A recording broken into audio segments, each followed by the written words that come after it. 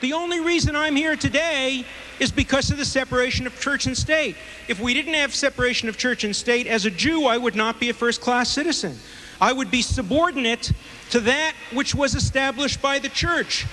I think many countries in the world today are copying the American ideal of separation of church and state. So I think the debate about whether or not Jefferson's letter to the Baptists is in context or out of context, you know, all this hero worship of Jefferson and Washington and Adams is just so much worship of human beings. You would think that religious people would think of that as much akin to graven image. I think separation of church and state is the right thing because history and experience has shown us that when church and state merge, it is bad for religion, it is bad for the state, and most important, it is bad for individual human dignity and rights.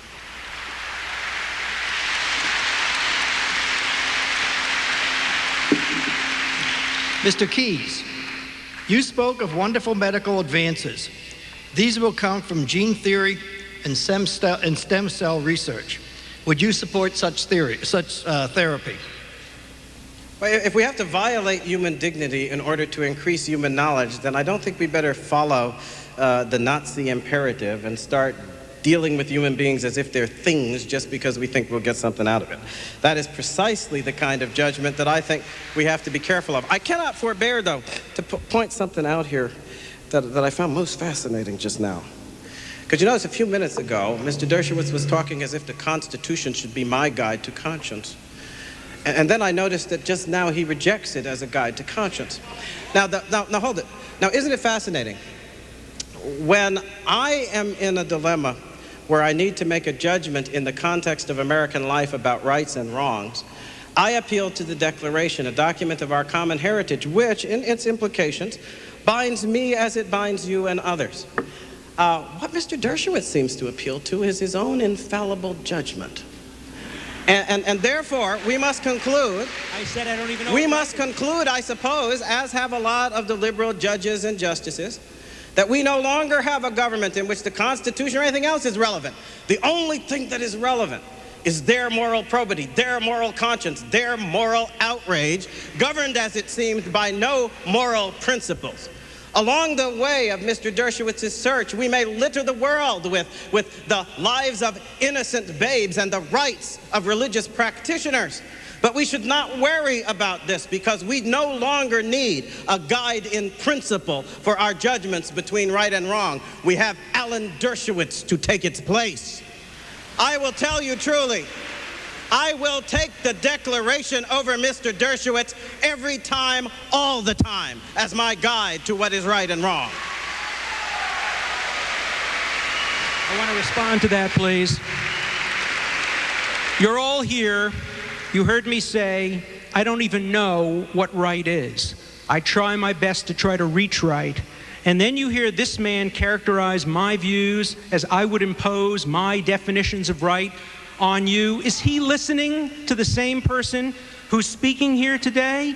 And I have to tell you, I take personal, deep offense as a man who had 40 members of his family murdered during the Holocaust by hearing any comparison between the horrors of the Holocaust and fetal stem research to save human lives. That is a deep, deep insult. Shall a sterile competition to see which of us looks back on the greater heritage of oppression and disaster? I hope not, because I think the long record of several centuries of abuse would be quite sufficient to establish the heritage in my background. And it is one of the reasons, by the way, that I have wholeheartedly and always will commit myself to the struggle to make sure that such abuses are not perpetrated against anyone, as you very well know, is part of my own background. But leave that aside. I'm not putting words in Mr. Dershowitz's mouth because I'm just asking you all to see what he's doing here tonight. And what you do speaks more loudly than anything I can say. I agree. I have one final question for each speaker, one for both of them. We'll take final closing reflections, and it's been a great evening. Mr. Dershowitz, my beautiful wife was killed in a car accident 12 years ago. What would your suggestion have been at the time to provide me with the strength to get through this difficult time? A psychiatrist or Prozac? Surely there's no way I would ever suggest to somebody I didn't know how to get through a terrible trauma like that. If religion is what gets you through that trauma, fine, that's wonderful. People have different ways of responding. When I went through a health crisis with a member of my family, I found that praying to God was not my form of solace. In fact, that's when I first learned that I was a skeptic. But I'm not a moral imperialist. I would never, ever suggest that you not seek solace in God. That's wonderful. Religion, as I've said over and over again, provides some very, very important and very good benefits. But don't condemn others who have been through similar situations and say that there's somehow something wrong with them. It's a great insult to say that there are no atheists in the foxholes. There are many atheists in the foxholes. I remember once being on an airplane, and I was told by the pilot who was flying out of Denver Stapleton Airport that we were in a disaster situation. He used that word. The flaps in the plane had gone. People prayed. I didn't pray. I wrote letters to my children. I was an agnostic in the foxhole. And there's no one right answer. There's no one right solution. And I think it trivializes it to point to Prozac or psychiatrists. For some, that may give solace. For others, it may not. In fact, I think it trivializes the question to put God, Prozac, and psychiatrists in the same question. There's no right answer. Read Job. You'll see how complex and difficult facing tragedy and facing disaster is. And in the end, of course, Job's friends don't comfort him. And Job's God doesn't really comfort him. It's a dilemma that no one will ever solve. There are such dilemmas. We will never know the answer. I have a similar question for Mr. Keyes. You said that Christians allowed the name of God to be taken out of documents and speeches, that Christians are now threatened.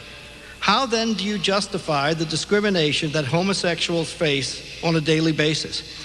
I don't believe Christians know what it means to be threatened. I can't remember the last time a Christian was physically attacked for being a Christian.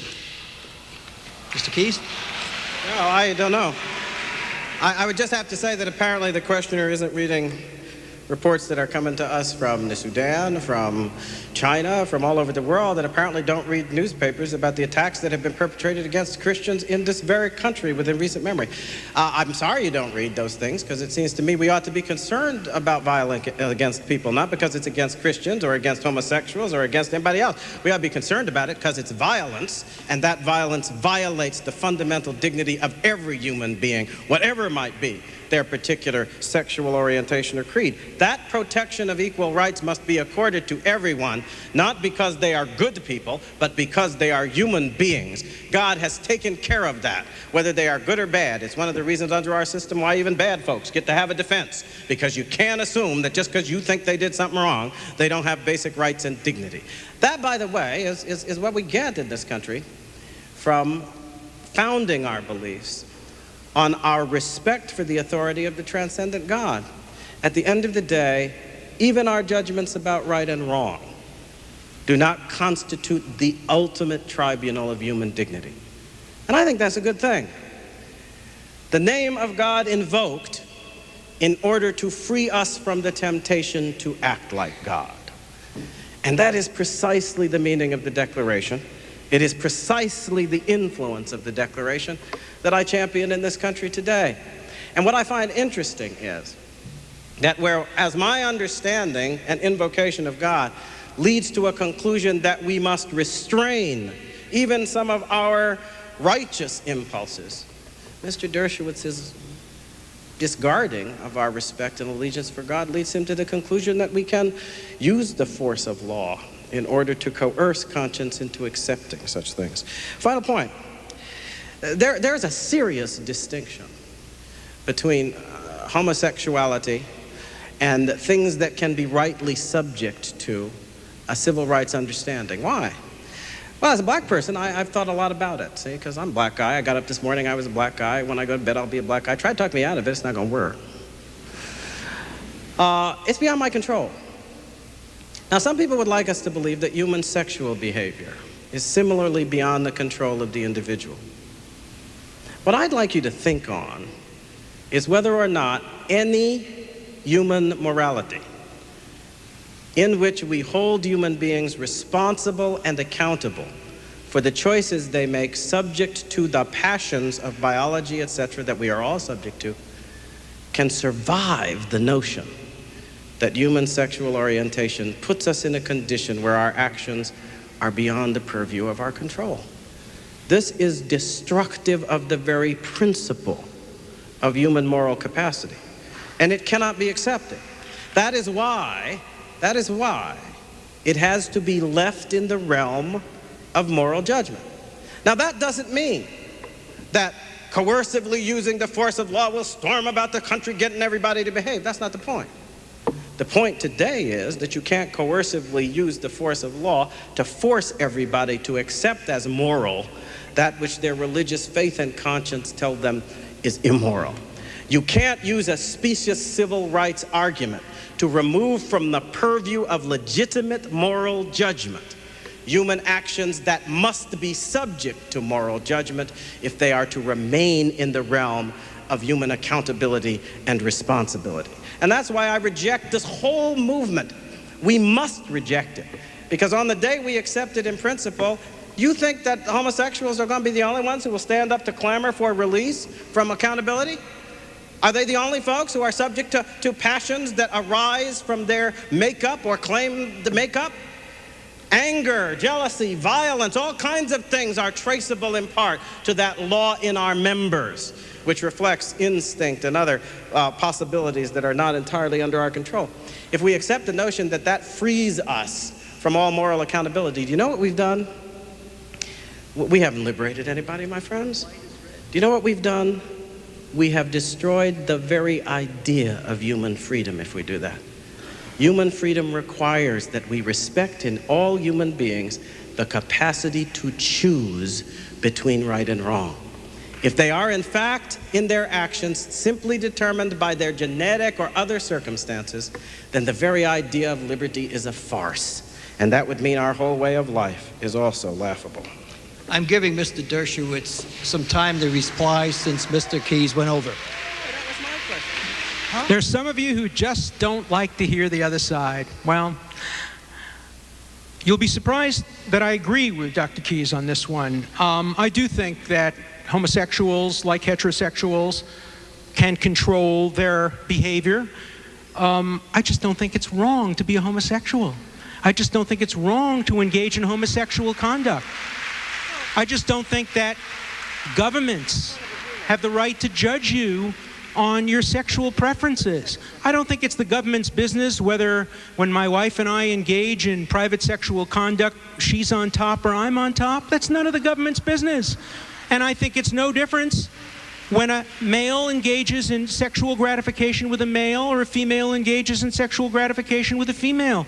There must be a zone of privacy, which is beyond the control and authority not only of the state, but also of Dr. Keyes' morality. He simply has no right to tell two adults who choose to gratify themselves in a certain way that they're wrong. And he has no basis for his conclusion. What is he going to do? Cite some biblical verse? The same Bible that says a man who engages in homosexuality with another man, by the way, must be executed. I don't think you support that. Also supports the burning of witches. It also supports the stoning of recalcitrant children. We don't get our morality from, at least I don't, and I think reason, and you don't, as proof by the fact that you don't stone recalcitrant children and you don't burn witches. You don't get your let me finish, please. I know you think you know what's right. I know you think you have total control over right and wrong, but maybe some people in the audience want to hear an opposing point of view. The Bible Those who quote from the Bible for their morality always selectively quote. That was the point of the Dr. Laura letter. They always quote selectively. Is there anyone in this room who would execute gays?